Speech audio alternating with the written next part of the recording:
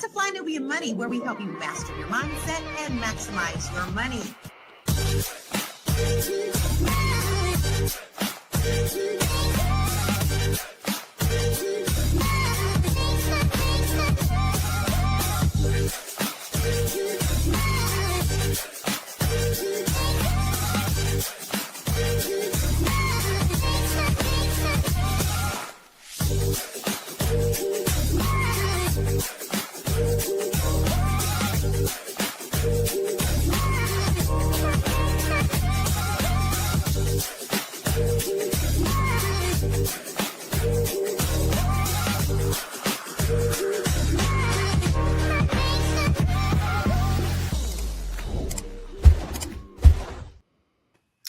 Good morning, good morning, good morning, good morning, good afternoon, depending on where you are chiming in. It is your lady friends at Fly Nubian Money. Welcome, welcome, welcome to Fly Nubian Money. I am Dr. LaNee Javet, and today we're talking about how socializing is getting expensive and how nearly half of Americans are losing close friends because of the cost of hanging out. We're going to break down the pressure to keep up appearances, the financial impact, and how to preserve relationships without going broke. Today, I have three beautiful queens with me. I have Shalaye Camillo. Usually I can see her name on there, but I can't today, so that's going to be okay. She is a real estate expert, I believe, and she can sell your house in any state, including Canada. We have Aisha Virzi. She is a financial literacy expert. You get your insurance from her. We have Dr. Sabrina, so noted. And she is also a financial expert and author and all of the amazing things. And so this topic is actually kind of cool and fun because we just traveled. We just hung out. We was just popping bottles and spending money. And by bottles, I mean water. We were just at ABC in Atlanta and had a blast. It was my first time meeting Dr. Sabrina, my second time getting to see Shalaye and Aisha. How did you guys enjoy your experience this week? What did you take away? I'll start with you, Shalaye. How was ABC for you?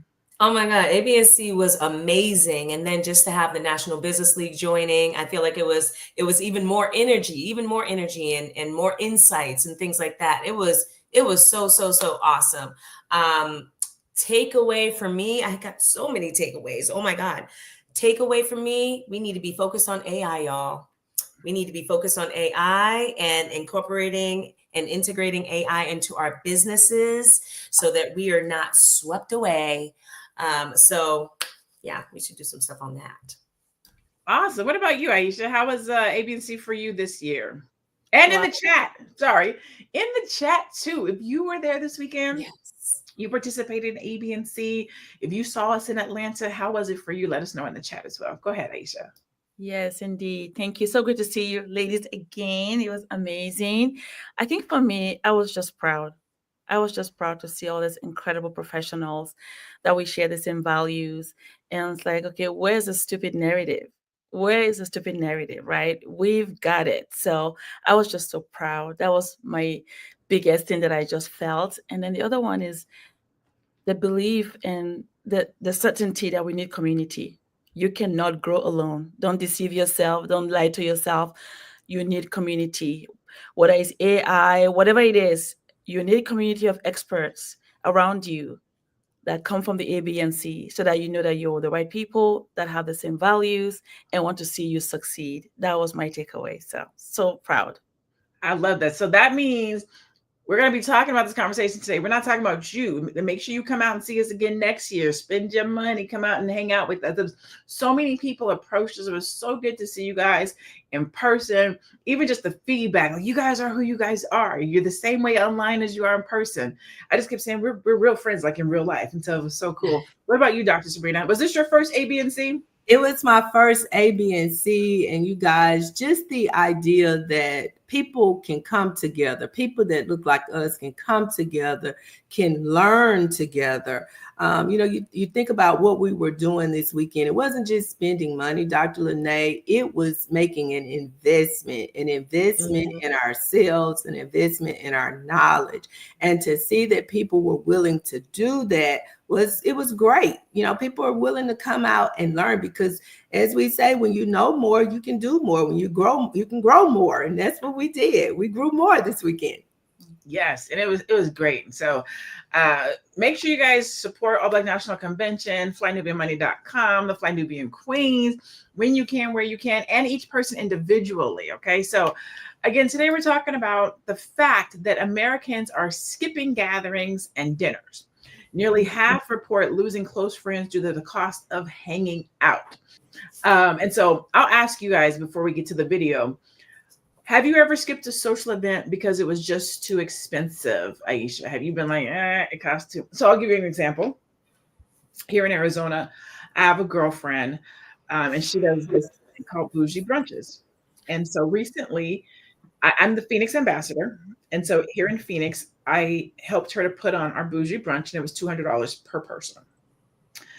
And so some of my girlfriends was like, what are we doing for $200? Is it food? And then some of my other girlfriends was like, oh, just send it to me. Like, she didn't ask me no questions, no nothing. So have you ever skipped a social event because it was just too expensive, Aisha? Wow, $200 for brunch, that's amazing.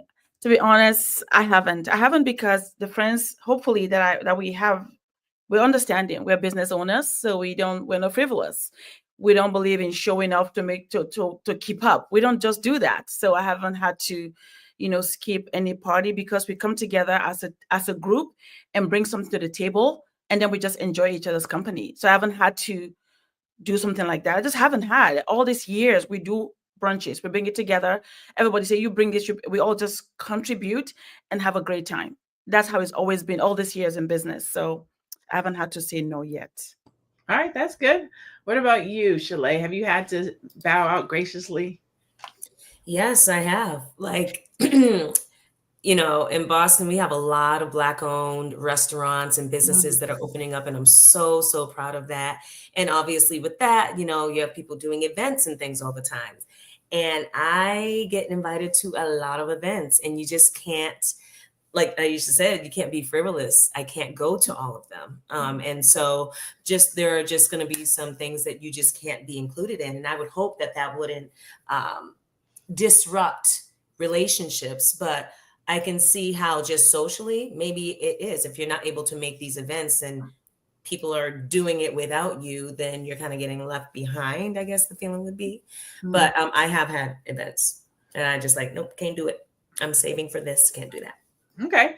In the chat, let us know, are there events that you've had to skip? Any social events because it was too expensive?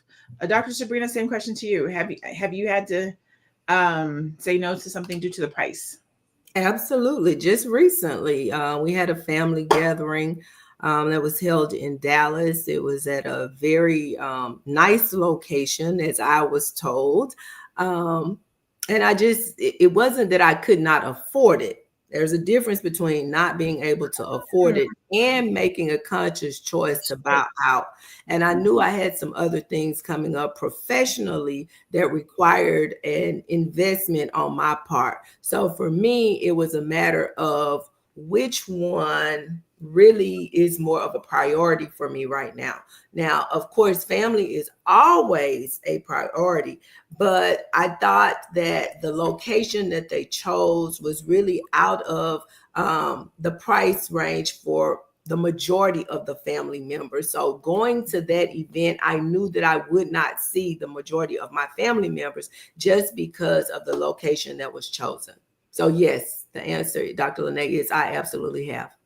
So sometimes it's a responsibility thing. So to answer that, I have to, and to your right. Sometimes it's not a can I afford it thing. It's a do I want to? Am I willing to pay that much? Does the value match? Do I need to be in this room? And then with what we do, I'm invited to so many things. I cannot show up at all the things. I cannot be in all the rooms, and I cannot pay for all the tickets.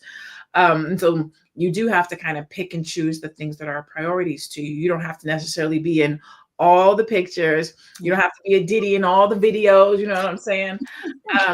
Somebody said that this week, and no Diddy.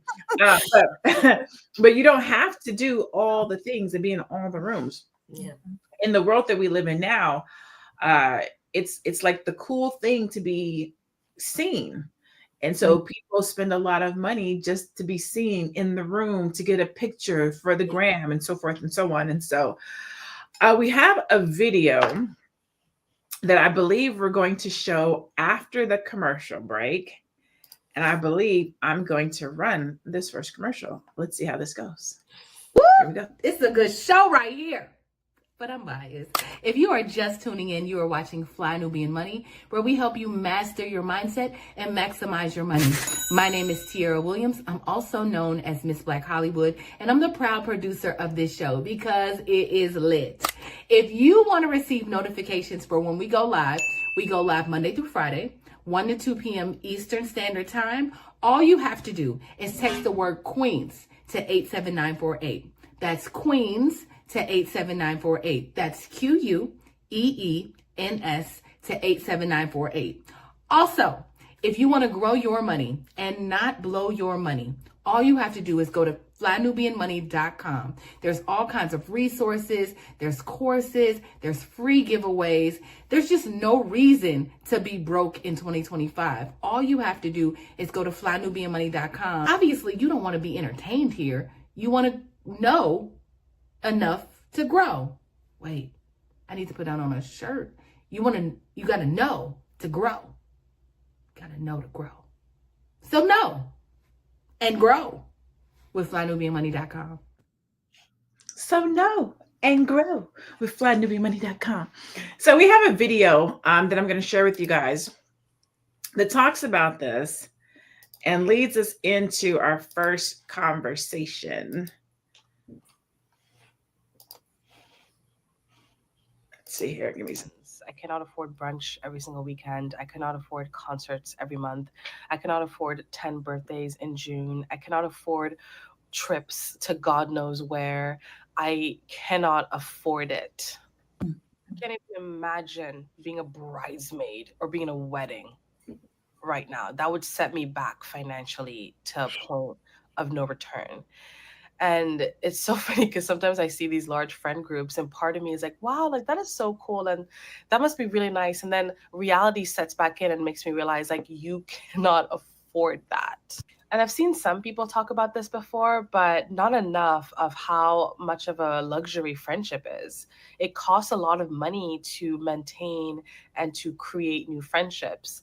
And I'm in a place where I'm just surviving. The economy is what it is. I don't even know how people are going out. I mean, if I go out one weekend, I have to live like a monk the following weekend. So I really do need to pick my battles wisely these days. And having a lot of friends just is very expensive. And then on top of that, I'm expected to date.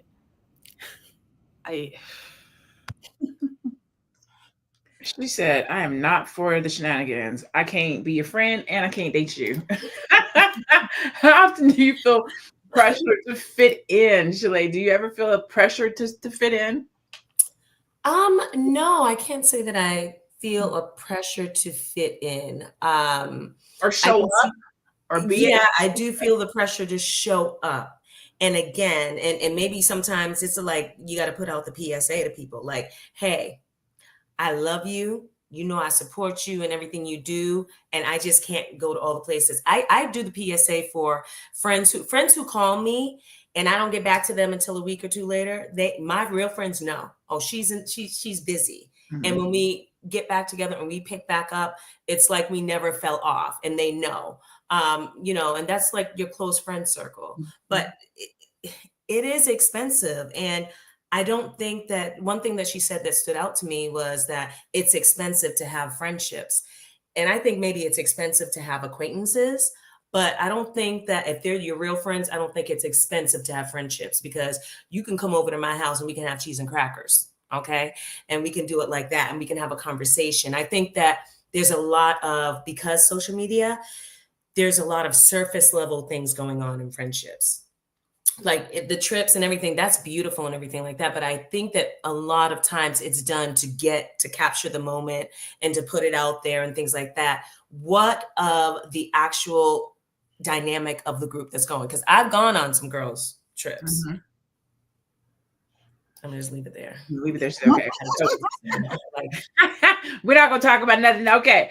Aisha, has social media has social media played a part in making keeping up with friends expensive? Because like Shalaye, I remember, you have happy hour at the house. You might not go out or Netflix and chill. Before Netflix and chill, we have a movie night. You know what I'm saying? We might get together at a girlfriend's house, but now everything is for the gram. We got to go to the latest place, to the newest thing. And to go out, you got to have a new outfit. And it just comes with a lot. Do you think that that's in part to social media?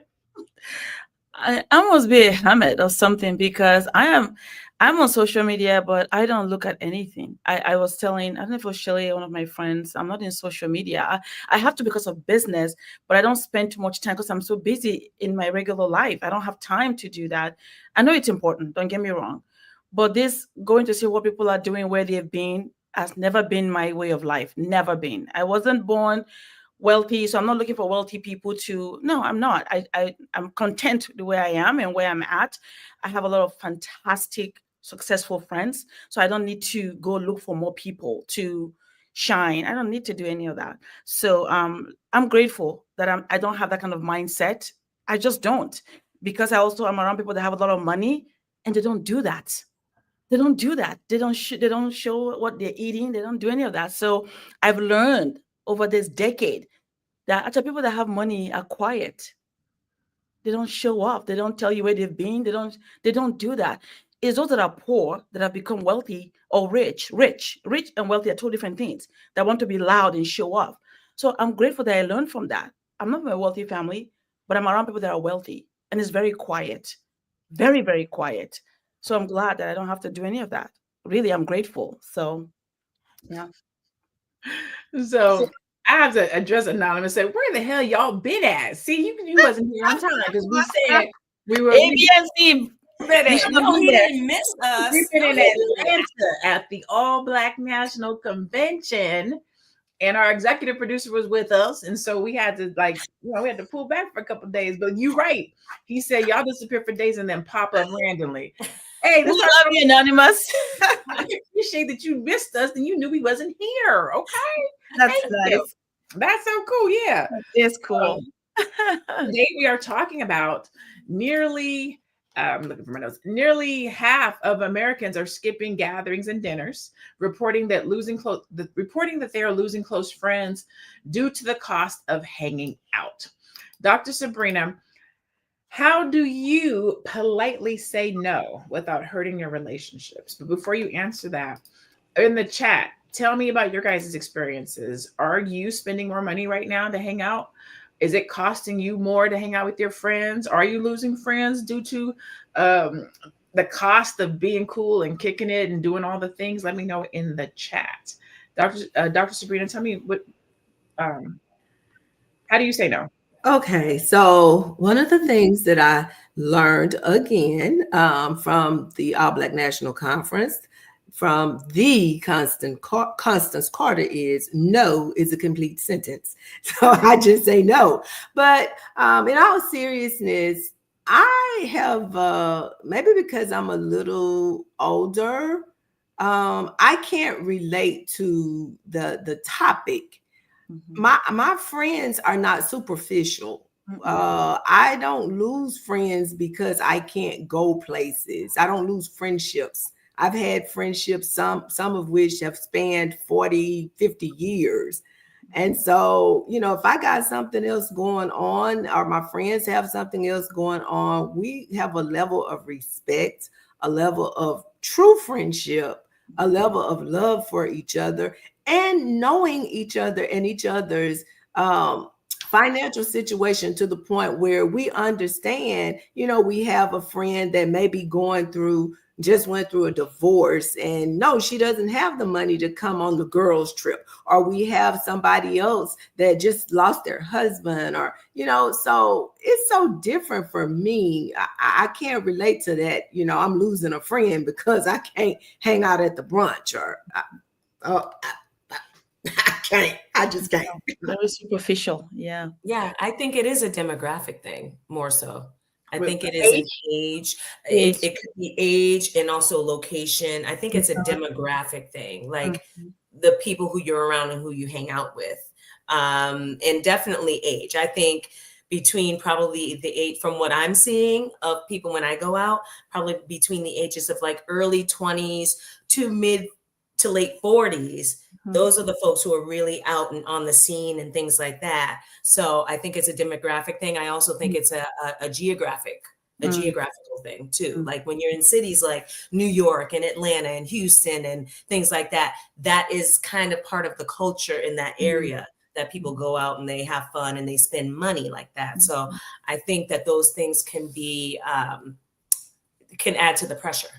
If all your friends are doing it, if everybody in this area is doing it, you kind of feel like you should be doing it too. Or in order to be in or meet people, you got to do that. I can see how you could feel that way. Do you think that the cost, let me see how I say this, the cost impacts the value of the trip? And what I mean by that is, when we were younger, you know what I'm saying? We're going to go to Vegas. We're going to get like a one room. It's going to have double beds. We're going to share. We just happy to be in Vegas. We're going to get to the room. We're going to change our clothes.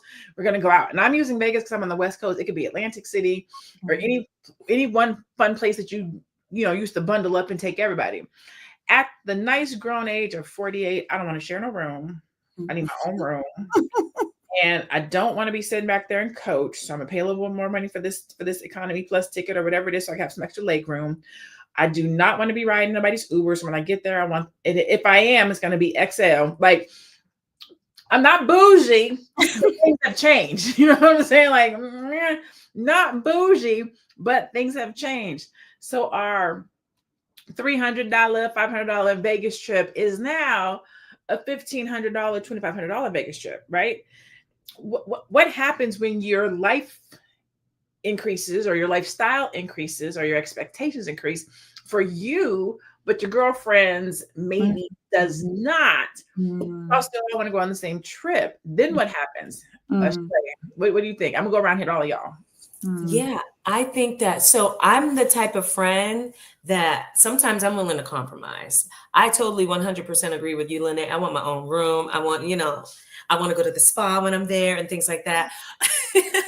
But also if I know that I'm with friends who they can't afford to do that, or if I'm in a situation where I'm doing something specific in business or whatever, and I don't want to spend that money because I need to do something more important, I'm willing to compromise. I'm willing to do the double beds with my friends. Still, I'm sure I'll get to the point where I'm like, no, it's a non-negotiable no, but I'm still willing to compromise. Instead of going to the expensive restaurant every night, I'm okay with not no drive-through, not no Wendy's and nothing, but I'm okay with doing like a little less expensive restaurant to accommodate everyone, because I want everyone to have a good time. Really, for me, when I'm with my friends, it's about being with my people and how that feels. And it's less about the aesthetics of it all.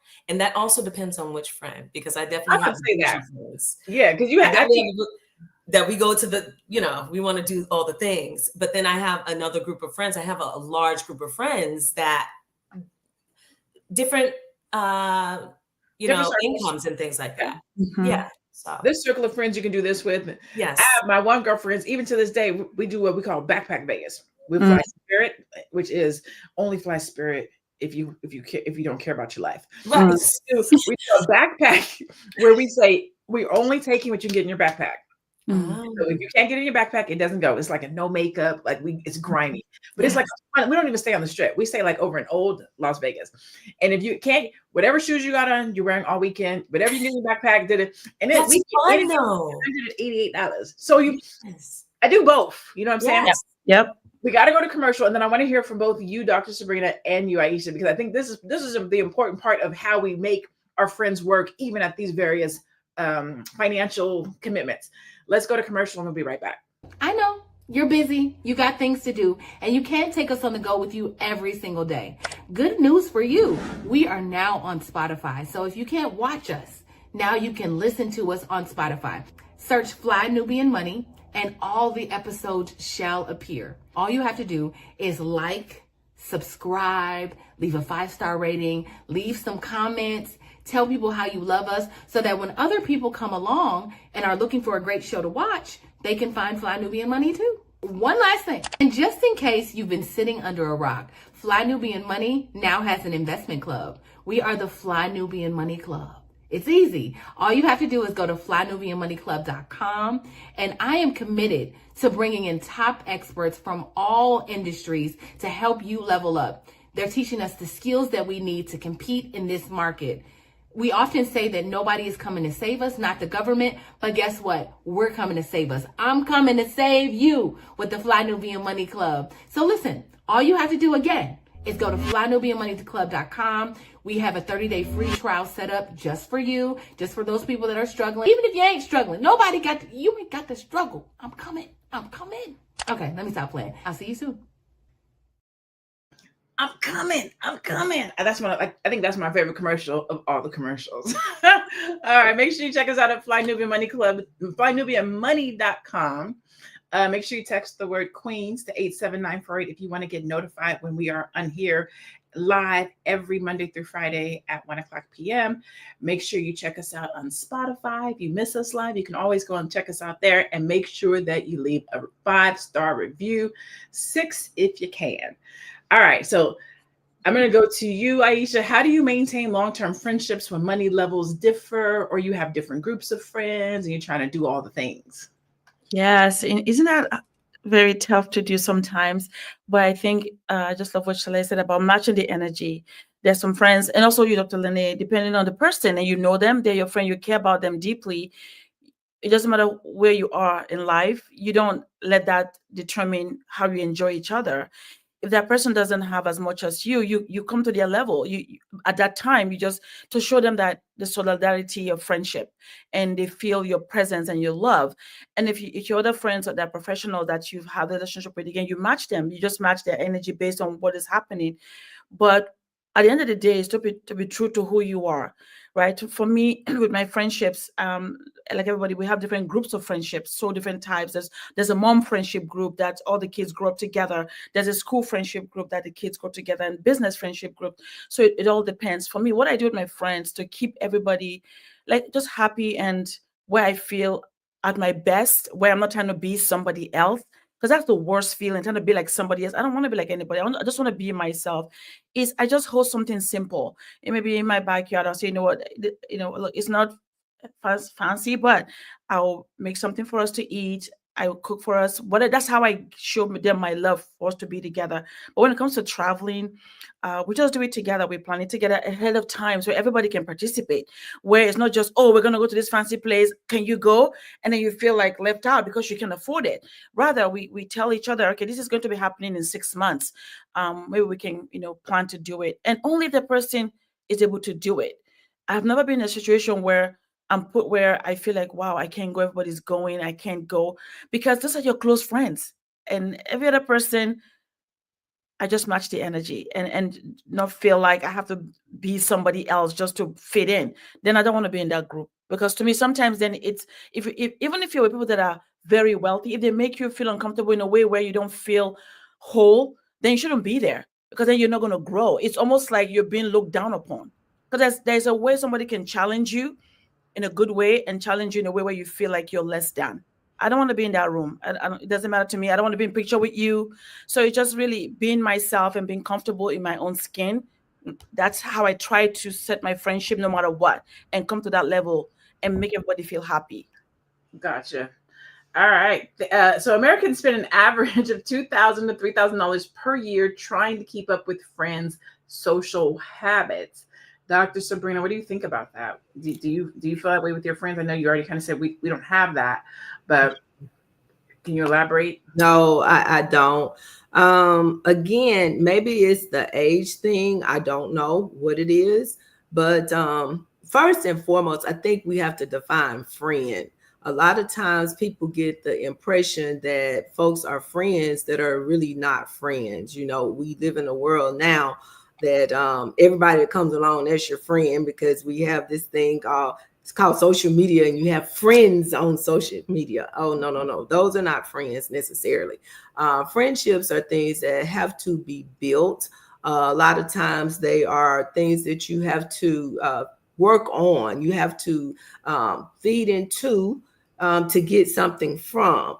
And as I say, a lot of the relationships that I have been built over years. And so, no, there's this saying, what we sometimes spend money that we don't have, buying things that we don't need to impress people that we really don't even like, or in this instance, that we really don't even know, but we're calling these people friends. So no, I'm not spending anything to keep up with nobody else's social habits. I'm not doing that. And I think that's a conversation. It's so good that we're having this conversation today, because if you think about it, if we're trying to encourage and teach and promote the building of wealth, they may not necessarily go hand in hand. You can't go out, every time your quote unquote friends go out.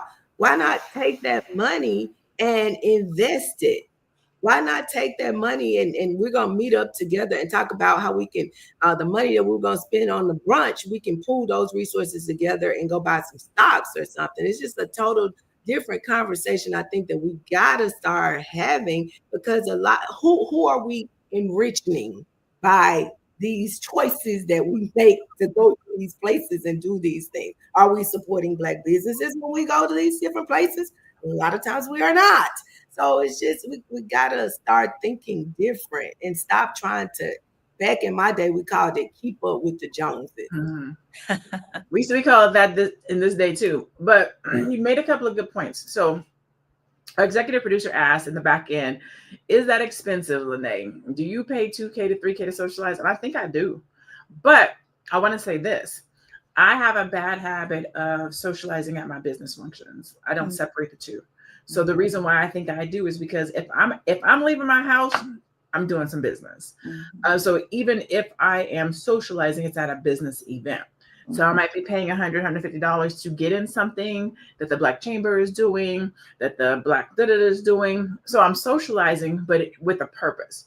Yes. I might be flying somewhere. I might be going to a conference. To me, that's socializing, even though I'm getting something out of it.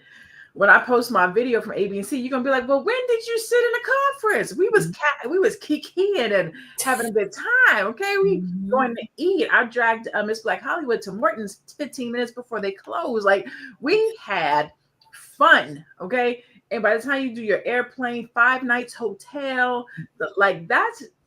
I probably could have, you know what I'm saying? Like that could have been that trip alone. But Dr. LaNee, I have to interject here and ask the question though. Even with that type of socializing, at the end of the day, when you ask yourself about, the $2,000, $3,000, whatever the dollar amount is, where is it coming from? Is this coming from your business budget? Or is this coming from your personal budget? Now, if I am able to write this off as a business expense, I can socialize with you all day long. But if we're talking about, and I take it that this conversation, this topic that we're having today, is primarily people who are doing this out of their personal resources. If you're not able to claim these as business expenses, then maybe you need to rethink what you're doing. You made a good point. That is very true, because they are business things that I'm doing to socialize, and so they are absolutely write-offable. So that's a great question. If I was not, then I would say it would probably come down to my income. How much money am I bringing in? Because I think all of these conversations come down to, if you are a thousandaire, you're probably not spending $2,000 to $3,000 for socializing. If you're a $100,000aire, you probably are, and it's in your and it's really in your personal life. So I think the amount of money that you can spend socializing is determined by how much money you make to live, right? And it should be balance. It should be. But a lot of times it's not, and people find themselves again spending money that they don't have to try to keep up with other people. And I've actually had that experience myself with a girlfriend who went on a trip with us, knowing that she could not afford to go on the trip. So when we pulled everything together to buy tickets, when it came time for her to reimburse us, then we find out, well, I really couldn't afford to go on the trip. So to your point, yes, that's the way it should be, but it's not always the case. Listen, I can't wait to tell y'all a story when we get back. We're going to watch a quick video, and then we're going to come back and keep this conversation going.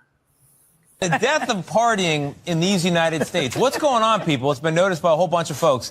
There's a survey, the American Time Use Survey found that in the last 20 years, 2003 to 2024, the amount of time that everyday Americans spend hosting or attending a social event declined by half, and it's been particularly bad among young Americans.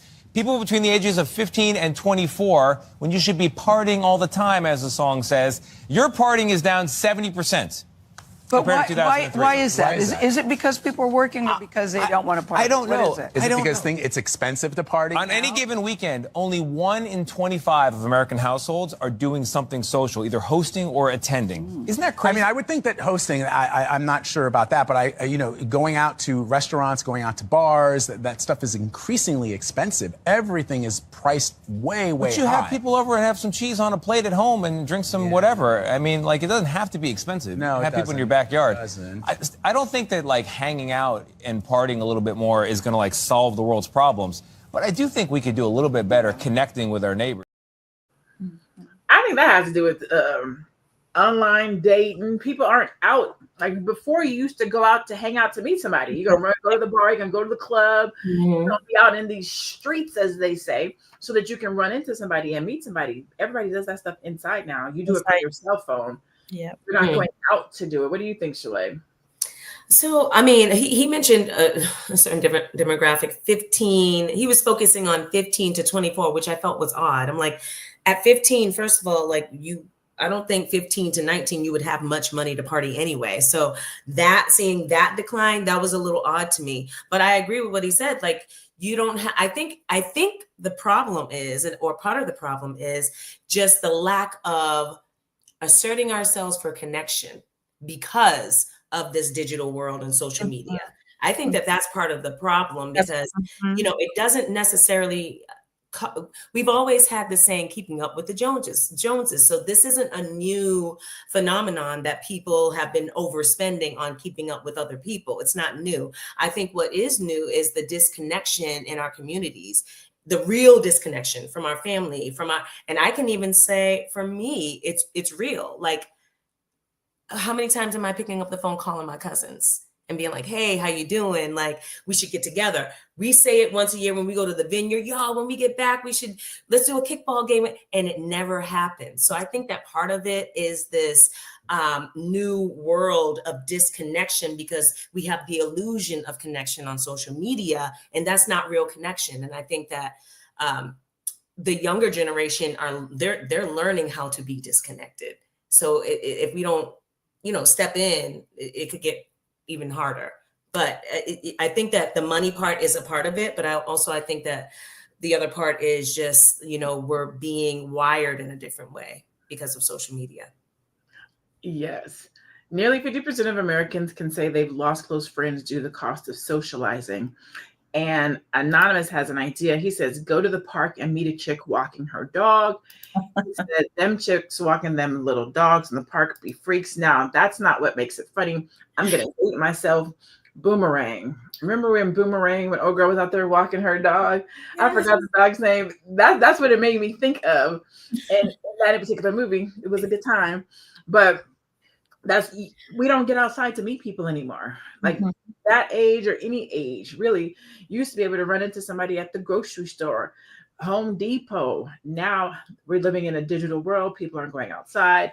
Aisha, how do you feel? What are your thoughts on this? Do you think that it has to do with money? Do you think that it has to do with connectivity? Do you think it has to do with the demographics and just where a person is in their life financially?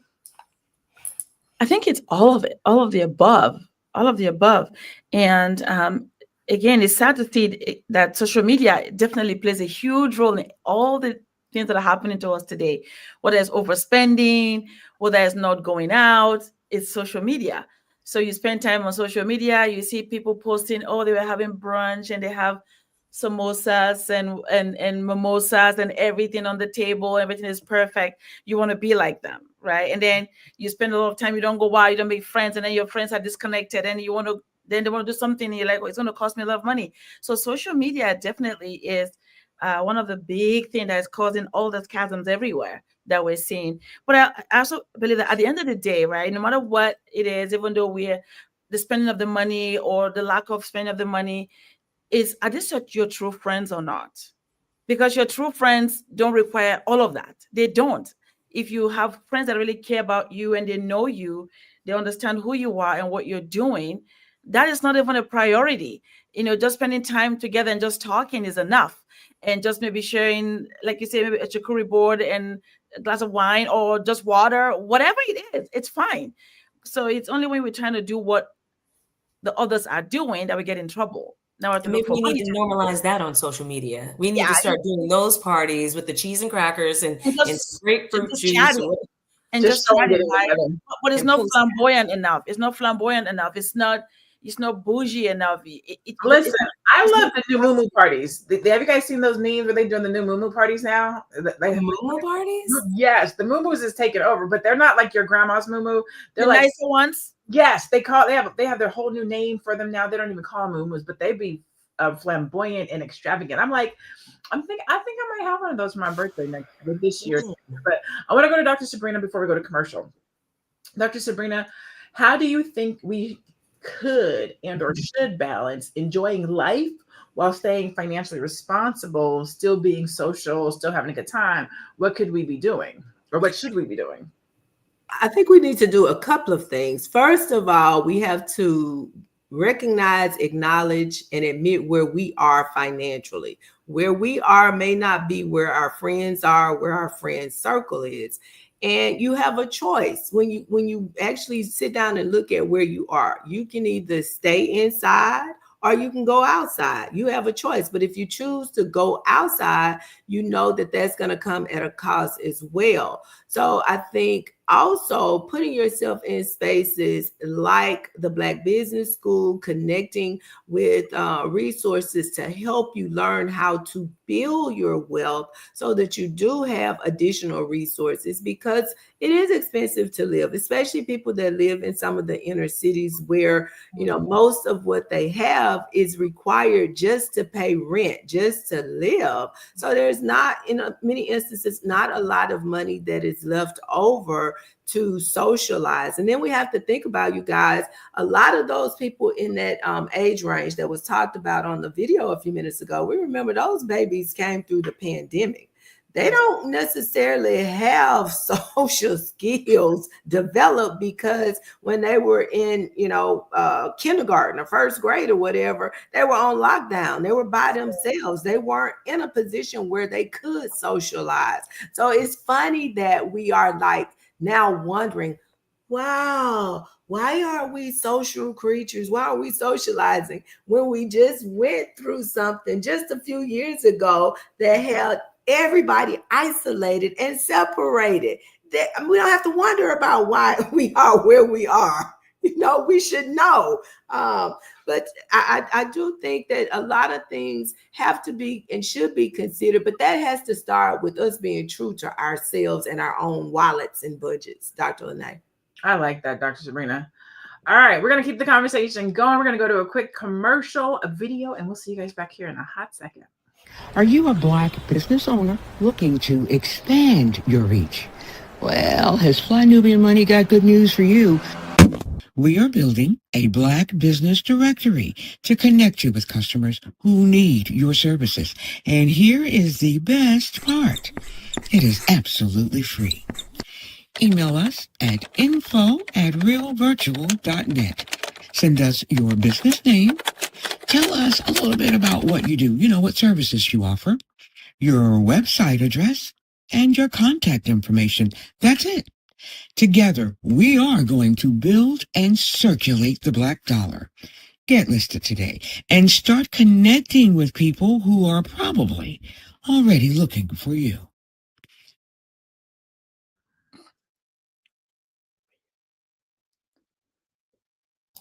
We are going to watch a quick video and then we're going to come back and dive a little bit deeper.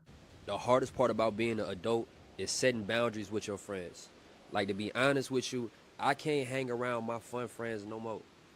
Like, I can't do it on a regular night when I go to work in the morning, because at the end of the day, if I hang out with you, you gonna get me to be fun again. And when I'm fun, I spend money. And that's my problem. Like, I don't know when to stop spending money when I'm with my fun friends, and niggas forget that I have bills in a life. Whatever you doing with your life is what you doing with your life. But I'm setting the boundary. I'm not hanging out with my fun friends when I got work the next day, because, to be honest, I might not go to work the next day. And I need to go to work the next day. Like, we just out here bullshitting. We doing shit that we not supposed to be doing, because now we adults and we got adult money. But then we forget that we got to do adult responsibilities, like pay the bills, go to work, and do a whole bunch of regular life shit. Like, bro, I'm not hanging out with my fun friends on a regular goddamn day when I got to go to work. That's crazy. Like, I have to set the boundary now. Like, it's my fault now. It's not even their fault. Hey, bro, you want to? No, I don't want to do nothing with you. No, hell no. Nah. Hit me on next month. I'm cool. Like, this is your problem, bro. We can't be cool no more.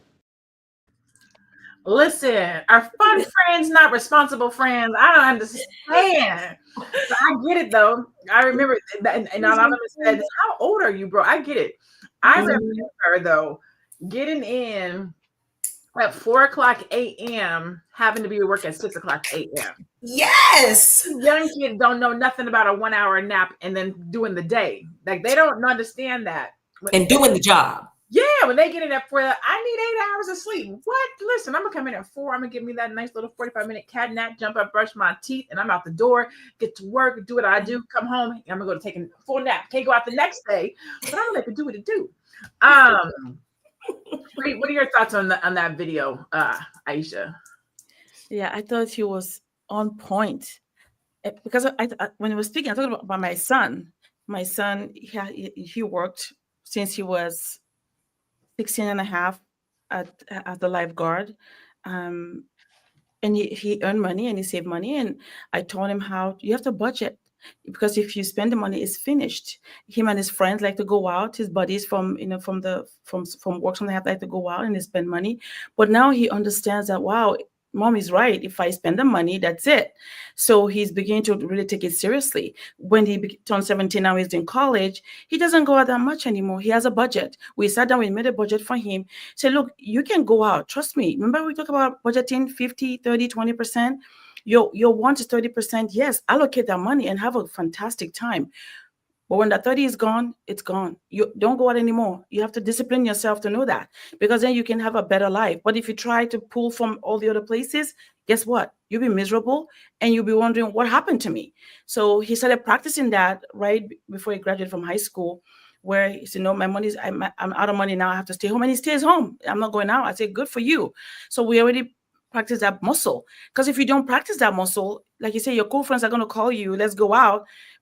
And you're spending money, I'm broke. Well, that's what happens when you go out with your fun friends that sometimes are borrowing the money to spend, and you want to be like them. No, you have to be disciplined. So I told my son, no, you need to start. So he started practicing, and I'm so proud of him that of course he's going to have sometimes where he falls away, but he's understanding that you need to take care of your money. Budget, budget, budget.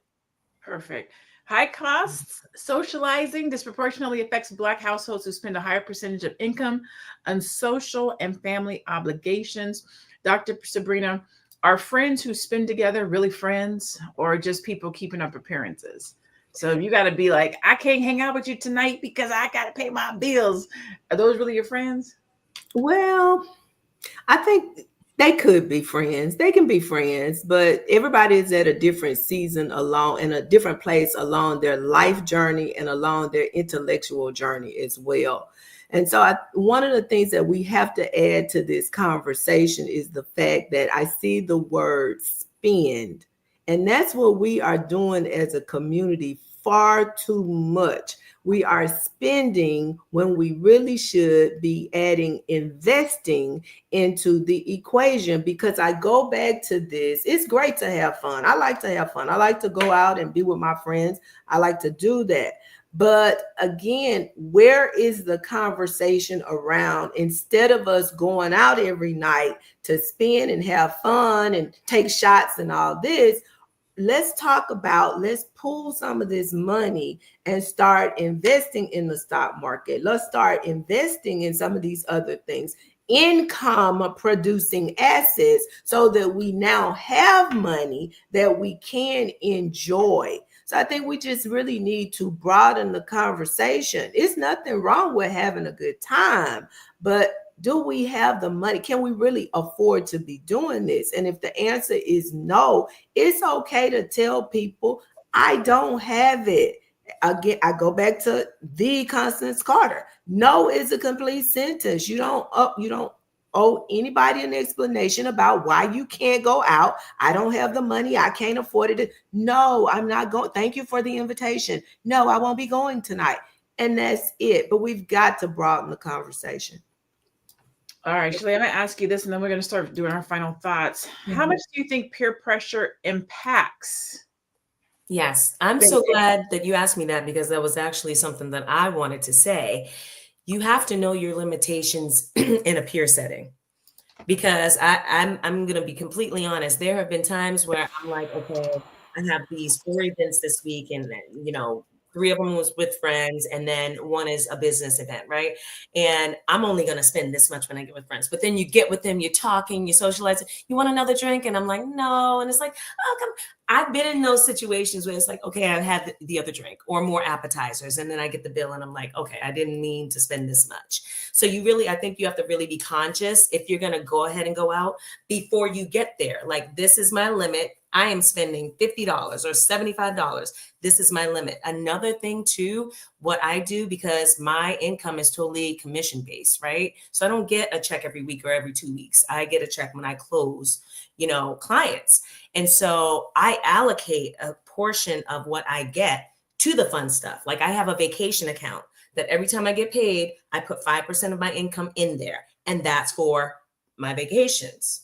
And if I want to do another vacation, that's fine. I need to just look around and make sure that everything else is taken care of and the things that I want to do are taken care of. And then sometimes I have gone above and beyond that vacation account. But I think that preparing for it before that moment happens is going to be where the power lies with most of us, because we get in those situations and you're having fun and you're going to spend more than you intended to. Listen, that is the truth. I think that.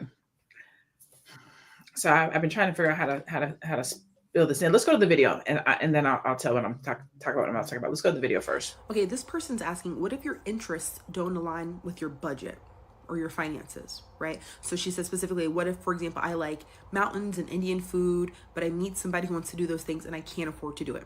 I'm going to give you some scripts on what to say in just a second. Okay. But in the meantime, I want you to keep 2 things in mind. The first is, we're not going to be sorry or apologetic about our financial situation. We're not going to feel shame around it. Shame means you feel bad about it. But if you are doing ethical things to get your money and you're working as hard as you can, you're doing what you can, there's no shame or embarrassment around doing what you can do. I say that because a lot of times when we respond to people's social invitations, it's with apology. I'm so sorry, but I can't. Or we're thinking of ways to like lie about it or to explain and justify. Your situation's your situation, okay? And the second thing is, you're always going to offer alternatives. So we've got to get creative with alternate ways we can engage in our interests that don't necessarily look like paying thousands of dollars to make a trip. But there are other ways I can enjoy the interests, right? So for example, let's say you have a friend who asks you to go to an exhibit, a limited exhibit that's coming to the museum, and it's like $40. And you're like, oh my gosh, I can't, right now I don't have the disposable income for a $40 ticket, right? Plus food or whatever. So instead of saying, oh, I can't afford that right now. Okay. Instead, I'm going to say, yeah, I heard about that exhibit and it looks so good, but with a couple other things I've got going on, I don't think I can add a $40 ticket to it. So, there is this podcast though that I heard about all about the artist, and apparently it's really good. I'm gonna send you a link. So how about like we listen to it together on Saturday and then link up to talk about it, because I know we're gonna have thoughts. You'll notice my energy's still high. I'm still smiling. My body language is not that of a person who is sorry or embarrassed. My body language is of a person who's confident and who says, hey, this is the situation. I can't swing that right now, but let's do this instead. Are you down? And the right friends don't need an expensive backdrop upon which to interact. The right people, at the end of the day, they want your company. And it would be a cherry on top to be able to take the trip or do the whatever. But at the end of the day, they want you. So I have a girlfriend who I've been friends with for a really, really long time, love dearly. And I noticed that I started, as we were hanging out, she was like, I'm just not like you. I don't have the same drive. I don't have the same ambition. You know what you want. You have a business. You're doing all these great things. And I'd be like, yeah, but you're doing great things too. You've been at your company for 20 years. You have steady income. You got health insurance. Like, you doing the thing. You know what I'm saying? But I just started noticing every time that we saw each other, she would start comparing our lifestyles. And then all of a sudden, just disappeared. And so I would call him like, yo, where you at? What's up? Let's go have lunch. Let's go do something. No, I'm good. All right. Something came up. Hey, we're going out of town. We're going to do this. Do you want to go? Who's going? Me and a couple other girlfriends that are kind of at my level. No, I'm good. And so finally I was like, yo, what's up? Like, did I do something to you? Are you mad? Are you frustrated? She was like, no, I just don't think that we live our lives the same way. And I was like, what are you talking about? Like, I go where you go where I go. It's not a money thing, because like I said, she's worked at her job for 20 plus years. She can go, she can come, but she just, for some reason, felt like how I was living my life was negatively impacting hers mentally, not in real life. Right. And so sometimes these financial conversations, sometimes these friendships, it can be a financial thing. It could be a lifestyle thing. What for our final thoughts, right? Because a lot of people who watch us are successful people, and you can lose a friend or a friendship for a variety of different things. I didn't do anything to this woman. Loved her dearly. I see her on social media all the time. She still text messages me, calls me on my birthday, but now I feel some kind of way, and I'm trying not to, but now I feel some kind of way, because I'm like, you're not my friend because I'm driven. That's the like, and I bring you along. Try this, do this. Have you thought about this? Let's talk about retirement. Like, I'm big ups to you, trying to lift you up, and you don't want to kick it with me or talk to me because I'm driven, right? So in our final thoughts today, what do you do if you're the person, right? You're not the person who doesn't have the funds to go and kick it, but you're the person who's living a particular life, and your friends don't want to be friends with you because of how you live. Let's let that be our final thoughts, because there's a lot of successful people in our chats who are doing big things. They're investing, they're in real estate, they're going to A, B, and C, they're showing up here every day. And they may be losing friends because of the drive that they have, because they are investing, because their life is starting to change and they are starting to do different things. They haven't changed up with their friends, right? They're still friends with the people, but the people are now looking at them different. We'll start with you, Aisha. We're going to keep these quick and fast. We have 2 minutes, so we just want your final thought, where people can find you, and then we'll go to the next queen. Yeah, friendship are important. Relationships are important. We can't negate that no matter what. We have to find a way to keep our friendships and relationships strong. But money shouldn't be the measure of our friendship. Never, it should never be. Whether we become successful or somebody is still where they were, it shouldn't be. And if we become successful, are we going to change? Yeah, we might change maybe because people we hang out with, but our core friends, if they cannot see it for what it is and still love us and enjoy our presence and our time together, then that's on them. Because to me, I feel like we should always be kind and present to our friends, no matter what. That's the bottom line. And but money shouldn't change us. Friendships, relationships matter. My name is Aisha Virzi. You can reach me at the Black Business School as a coach, or at www.aishavirzi.com. If you need any help with insurance, I'm an expert in that space. I can help you.